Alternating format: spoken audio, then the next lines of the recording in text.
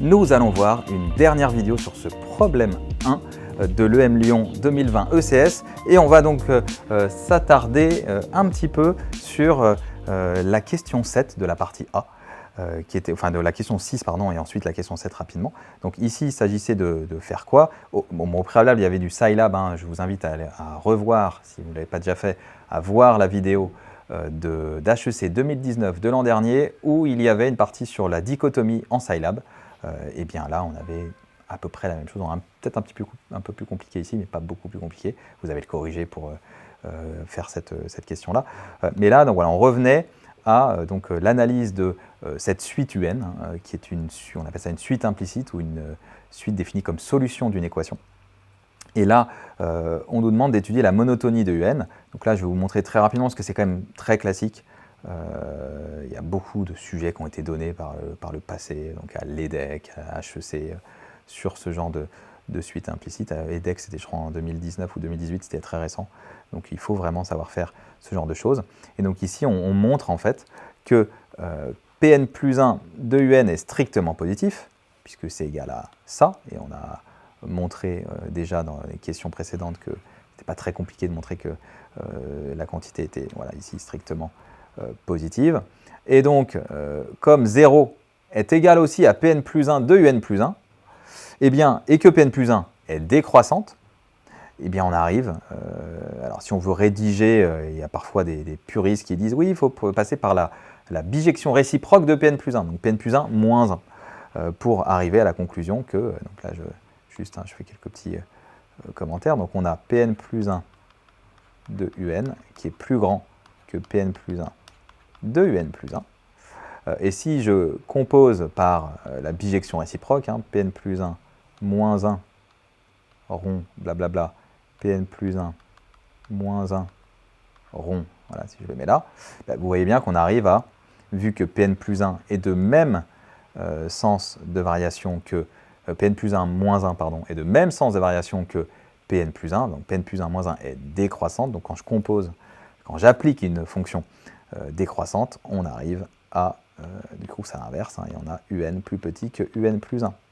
Et donc du coup, on montre que même si Pn plus 1, donc Pn plus 1 donc, est une fonction polynomiale décroissante, et bien la suite UN, elle, est croissante. Donc attention, parce que là on voit parfois des horreurs, des étudiants qui vont dire Pn plus 1 est croissante, donc UN est croissante, alors qu'en fait Pn plus 1 est décroissante. Enfin, bref, parfois les étudiants font un peu n'importe quoi sur ce genre de questions, donc attention, question très classique.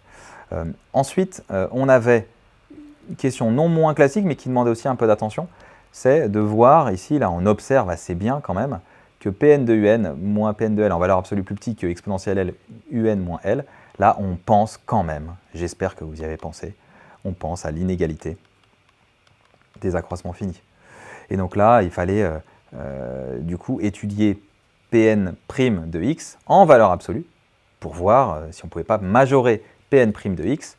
Donc, je vous rappelle, peut-être ici je peux vous rappeler brièvement, si on a Pn, donc f continue sur un intervalle AB avec A différent de B, enfin A plus petit que B, et dérivable, pardon, ici c'est pas le fermé, c'est pas l'ouvert, c'est le fermé, excusez-moi, continue sur le fermé et dérivable sur l'ouvert.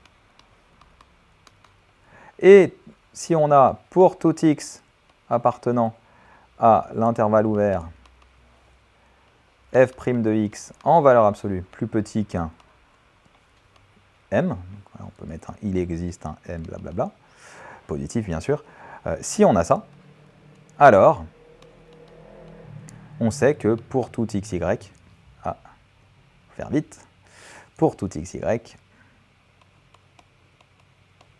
appartenant à l'intervalle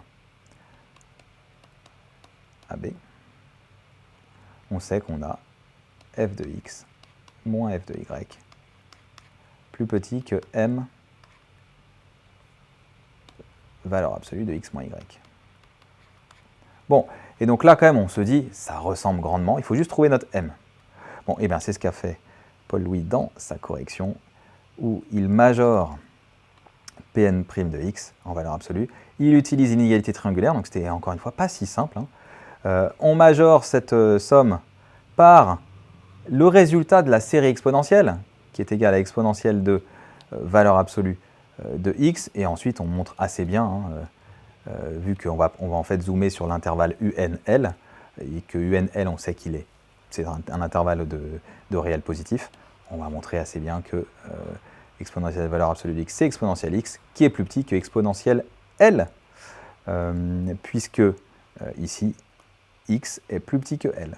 Bref, et donc on arrive bien à faire apparaître les conditions de notre inégalité des accroissements finis, et on arrive magnifiquement au résultat. Donc là, voilà, on avait vraiment une belle question ici, et ensuite on montre, puisque quand je fais tendre n vers l'infini, vous voyez bien que un va tendre vers L, cette quantité-là tend vers 0, quand n tend vers l'infini. Donc, par encadrement, cette quantité-là tend vers 0, et donc, on montre que Pn de un tend vers Pn de L, qui est égal, et c'est là qu'on va arriver à une contradiction, puisqu'on a montré que Pn de L était égal à exponentiellement L dans une question précédente. Et on arrive à une contradiction, puisque on montre que Pn de un tend vers exponentiellement L, or, Pn de un, ça vaut 0. Donc quand je fais tendre n vers l'infini, bah, la limite de Pn de un vaut toujours 0. Et on arrive à l'absurdité, 0 égale à exponentielle moins L. Vous savez qu'une exponentielle est toujours strictement positive, donc on arrive à quelque chose de contradictoire. Voilà donc pour l'analyse de cette partie A, qui pour moi est une partie vraiment très intéressante pour les étudiants de première année. Si vous voulez faire la suite, allez regarder le corrigé sur MyPrepaNews, où vous avez des choses un peu plus lourdes, et un peu moins classiques là aussi. Ça, vous avez déjà dû le voir en DDS, donc ça c'est assez classique. Là aussi, le exponentiel x, donc l'utilisation de la formule de Taylor reste intégrale appliquée à l'exponentielle. Bon, là, quand même, c'est cadeau. Donc ça, il fallait le repérer et faire absolument cette question.